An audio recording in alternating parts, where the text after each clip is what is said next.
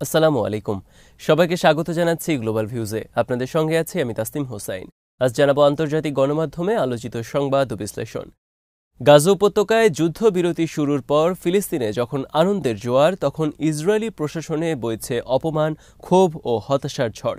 হামাসের সামরিক শাখার মুখপাত্র তাদের আল আকসা ফ্লাড অভিযানকে ইসরায়েলের কফিনের শেষ পেরেক হিসেবে অভিহিত করে বলেছেন, ইসরায়েল নামের অস্তিত্ব এখন বিলীন হওয়ার পথে। এদিকে যুদ্ধ পরবর্তী গাজার শৃঙ্খলা রক্ষায় সড়কগুলোতে নেমে পড়েছে হামাসের নিরাপত্তা বাহিনী। সংবাদ মাধ্যমগুলো বলছে, চরম হতাশা বিরাজ করছে ইসরায়েলি মন্ত্রিসভার সদস্য এবং অন্য কর্মকর্তাদের মধ্যে। এরই মধ্যে অন্তত ৩ জন মন্ত্রীর পদত্যাগের খবর এসেছে। চুক্তিটিকে প্রতিরোধ আন্দোলন হামাসের কাছে আত্মসমর্পণ আখ্যা দিয়ে ইসরায়েলের কট্টর ডানপন্থী জাতীয় নিরাপত্তা বিষয়ক মন্ত্রী ইতামার বেন গাভির পদত্যাগ করেছেন।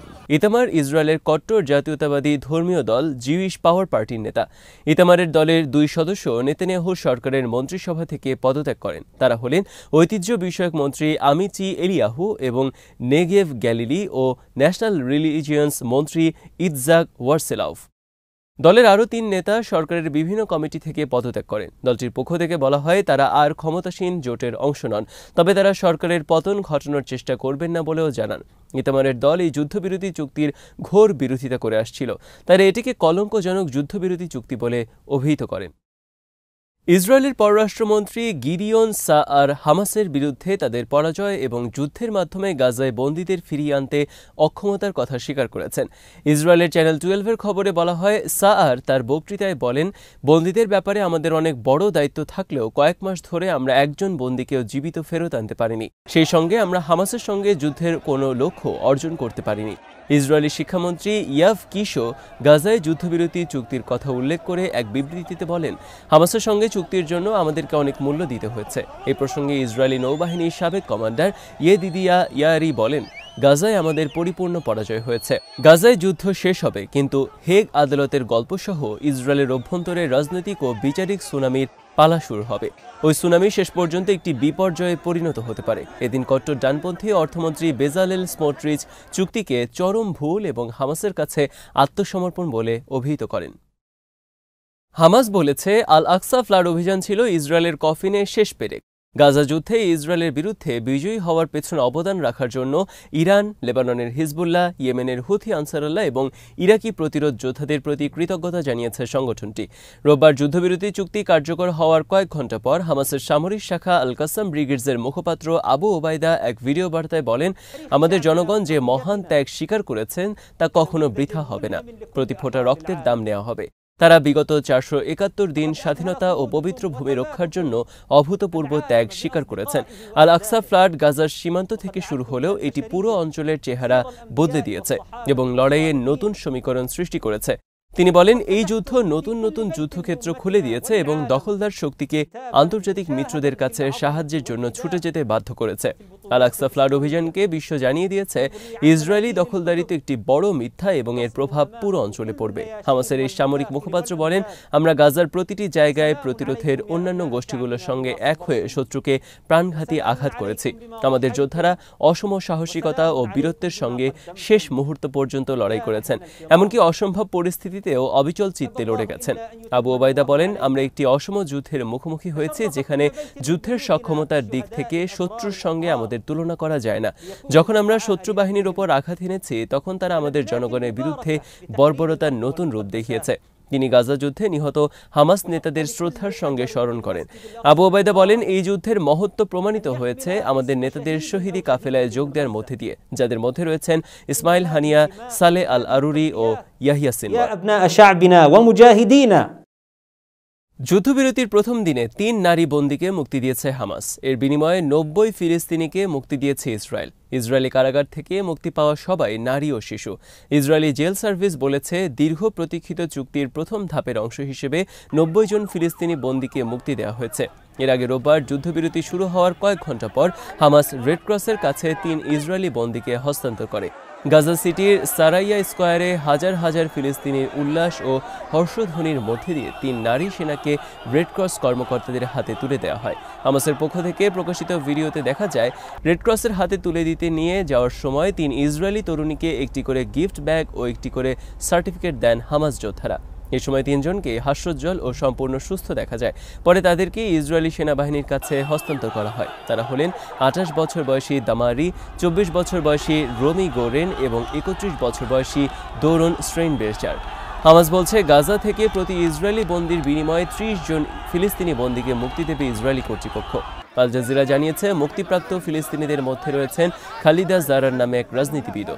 তিনি অধিকৃত পশ্চিম তীরে popular front for the liberation of Palestine বা PFLPর নেতা। তিনি একসময় ফিলিস্তিনি পার্লামেন্ট সদস্য ছিলেন। ইসরায়েলে তাকে নির্জন কারাকক্ষে রেখেছিল।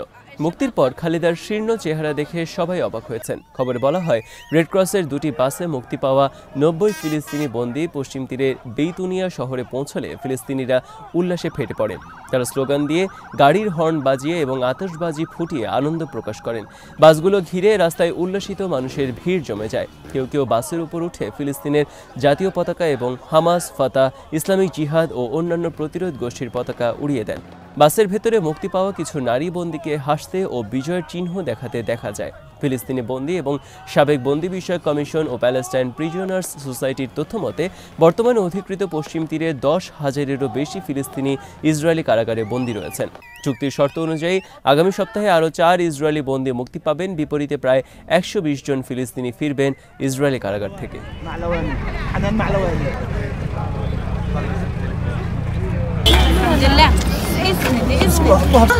معلش سلام الحمد لله على السلامة. إن شاء الله عقبال باقي الأسرى جميعا. حبيبتي يا رب أموركم كلها تمام. حبيبتي يسعدهم. الله يسعدهم ويرضى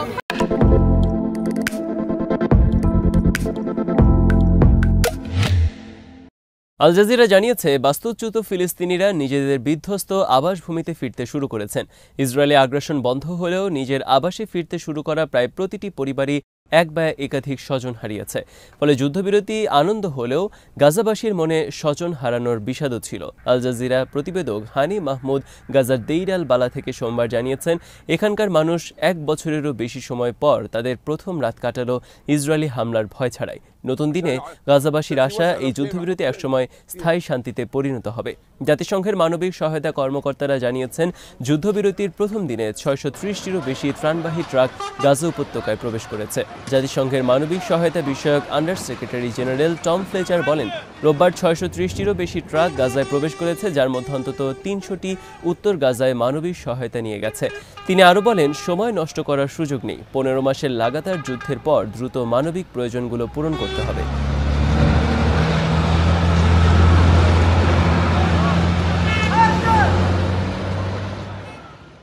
ইরানের ইসলামী বিপ্লবী গার্ড বাহিনীর কুদস ফোর্সের commander brigadier general Ismail Kayani হামাসের সঙ্গে স্বাক্ষরিত যুদ্ধবিরতি চুক্তিকে দখলদার ইসরায়েলের জন্য সবচেয়ে বড় পরাজয় বলে বর্ণনা করেছেন। গাজায় যুদ্ধবিরতি কার্যকর হওয়ার পর তিনি রোববার তেহরানে এক বক্তব্যে বলেন, ইসরায়েল তার ইতিহাসে এত বড় পরাজয়ের স্বাদ আর কখনো পায়নি। তেল আবিব গাজায় তার কোনো লক্ষ্য অর্জন করতে পারেনি বলেও তিনি মন্তব্য করেন। জেনারেল কায়ানি বলেন, রক্তপিপাসু শিশু হত্যাকারী ইহুদিবাদী সরকার 15 মাস নির্যাতিত ফিলিস্তিনি জনগণের উপর বিরামহীন অপরাধযজ্ঞ চালানোর পর আজ এমন একটি যুদ্ধবিরতি মেনে নিতে বাধ্য হয়েছে, যা তার জন্য চরম অবমাননাকর। তিনি বলেন, গাজা যুদ্ধের শুরু থেকে হামাসের পক্ষ থেকে বর্তমান চুক্তি তুলে ধরা হচ্ছিল, কিন্তু এতদিন ইসরায়েল সরকার তা মেনে নেয়নি। তবে সামরিক উপায়ে কিছু অর্জন করতে ব্যর্থ হয়ে শেষ পর্যন্ত তাকে সেই চুক্তি মেনে নিতে হয়েছে। তিউনিসিয়া ঘোষণা করেছে, যুদ্ধবিরতি চুক্তির পরও গণহত্যা ও ধ্বংসযজ্ঞ চালানোর দায়ে ইসরায়েলি কর্মকর্তারা বিচার এড়াতে পারবেন না। দেশটির পররাষ্ট্র মন্ত্রণালয় রোববার এক বিবৃতিতে ফিলিস্তিনি জনগণের সংগ্রাম এবং তাদের বৈধ অধিকারের প্রতি জোরালো সমর্থন জানিয়েছে। বিবৃতিতে বায়তুল মোকাদ্দাসকে রাজধানী করে স্বাধীন ফিলিস্তিন রাষ্ট্র প্রতিষ্ঠার উপর জোর দেওয়া হয়েছে। তিউনিসিয়ার পররাষ্ট্র মন্ত্রণালয় 15 মাস ধরে চলা গণহত্যার পর গাজায় যুদ্ধবিরতি চুক্তিকে স্বাগত জানিয়ে বলেছে, দখলদার ইসরায়েলি আগ্রাসন ও গণহত্যার বিরুদ্ধে ফিলিস্তিনি জনগণের মূল্যবান প্রতিরোধ ও আত্মত্যাগের প্রতি আমরা যথাযথ সম্মান প্রদর্শন করেছি। তিউনিসিয়া সরকারের বিবৃতি আরও বলা হয়, ইসরায়েলি আগ্রাসনের অবসান ঘটানো, গাজায় যুদ্ধবিরতি বজায় রাখা, অবরোধ সম্পূর্ণ তুলে নেওয়া, দ্রুত মানবিক সহায়তা প্রদান, যুদ্ধবিধ্বস্ত এই অঞ্চলের পুনর্গঠন নিশ্চিত করা এবং ফিলিস্তিনি জনগণের নিরাপত্তা ও মর্যাদা রক্ষা করা আন্তর্জাতিক সম্প্রদায়ের দায়িত্ব। গাজার স্বরাষ্ট্র মন্ত্রণালয় রোববার জানিয়েছে, যুদ্ধ পরবর্তী পরিস্থিতি মোকাবেলার অংশ হিসেবে শৃঙ্খলা পুনরুদ্ধার এবং নাগরিক সেবাগুলো সক্রিয় করার প্রচেষ্টা জোরদার করেছে তাদের নিরাপত্তা বাহিনী। এক বিবৃতিতে মন্ত্রণালয় বর্বর ইসরায়েলি আগ্রাসনের প্রভাব কাটাতে বৃহত্তর ঐক্য ও সংহতি প্রদর্শনের আহ্বান জানিয়ে বলেছে, দখলদার বাহিনীর রেখে যাওয়া ধ্বংসস্তূপ থেকে উঠে দাঁড়াতে জনগণকে সহায়তা এবং সম্পদের নিরাপত্তা বিধানে প্রধান সড়কগুলোতে বাহিনীর সদস্যদের মোতায়েন করা হয়েছে। মন্ত্রণালয় জানিয়েছে, চুক্তি কার্যকর হওয়ার সঙ্গে সঙ্গে নিরাপত্তা সদস্যদের মোতায়েন করা শুরু হয়, যার লক্ষ্য গাজায় স্থিতিশীলতা পুনরুদ্ধার, নিরাপত্তা নিশ্চিত করা, নাগরিকদের সহায়তা প্রদান ও সরকারি বেসরকারি সম্পদের সুরক্ষা। বিবৃতিতে বলা হয়, বিভিন্ন মন্ত্রণালয়ের ইউনিট এবং সরকারি সংস্থাগুলোর পাশাপাশি দখলদার মুক্ত এলাকাগুলোতে, বিশেষ করে গাজা এবং রাফায় সেবা কার্যক্রম শুরু করেছেন তারা। নিরাপত্তা ও সহায়তা কর্মীদের সহায়তায় নিজেকে উৎসর্গ করতে প্রত্যেক নাগরিকের প্রতি আহ্বান জানিয়েছে গাজার স্বরাষ্ট্র মন্ত্রণালয়। গাজায় অর্ধলক্ষাধিক বেসামরিক মানুষ হত্যার অন্যতম প্রধান মদতদাতা হিসেবে বিদায়ী মার্কিন পররাষ্ট্রমন্ত্রী অ্যান্টনি ব্লিংকেনকে দায়ী করে থাকেন ফিলিস্তিনি যোদ্ধারা। হামাসের ভাষ্য, মানবিকতার মুখোশ পরে ইসরায়েলকে গণহত্যায় উদ্বুদ্ধ করেছে বাইডেন প্রশাসন, বিশেষ করে অ্যান্টনি ব্লিংকেন। সেই ব্লিংকেনই রোববার যুদ্ধবিরতিতে মধ্যস্থতাকারী হিসেবে গুরুত্বপূর্ণ ভূমিকা পালনের জন্য কাতারের প্রধানমন্ত্রী শেখ মোহাম্মদ বিন আবদুল রহমান আল থানিকে ধন্যবাদ জানিয়েছেন। খবরে বলা হয়, বিদায়ী মার্কিন পররাষ্ট্রমন্ত্রী কাতারের প্রধানমন্ত্রীর সঙ্গে ফোন আলাপের একটি বিবৃতি প্রকাশ করেন। বিবৃতির বিষয়ে মার্কিন পররাষ্ট্র দপ্তরের মুখপাত্র ম্যাথিউ মিলার বলেন, গাজায় যুদ্ধবিরতিতে পৌঁছানো, বন্দীদের ফিরিয়ে আনা এবং মানবিক সহায়তা বৃদ্ধির লক্ষ্যে মধ্যস্থতা প্রচেষ্টায় গুরুত্বপূর্ণ ভূমিকা পালনের জন্য পররাষ্ট্রমন্ত্রী কাতারের প্রধানমন্ত্রীকে ধন্যবাদ জানিয়েছেন। মিলার বলেন, ব্লিংকেন কাতারি প্রধানমন্ত্রীর সমর্থনের জন্য কৃতজ্ঞতা প্রকাশের পাশাপাশি ওই অঞ্চলে স্থায়ী শান্তি প্রতিষ্ঠায় অব্যাহত প্রচেষ্টার জন্য তার মঙ্গল কামনা করেন। আজ এখানেই শেষ করছি। সবাই ভালো থাকুন, সুস্থ থাকুন আর দেখতে থাকুন বিডি ভিউজ। চ্যানেলটি ভালো লাগলে সাবস্ক্রাইব করুন, সংযুক্ত থাকুন আমাদের ফেসবুক পেজে। আল্লাহ হাফেজ।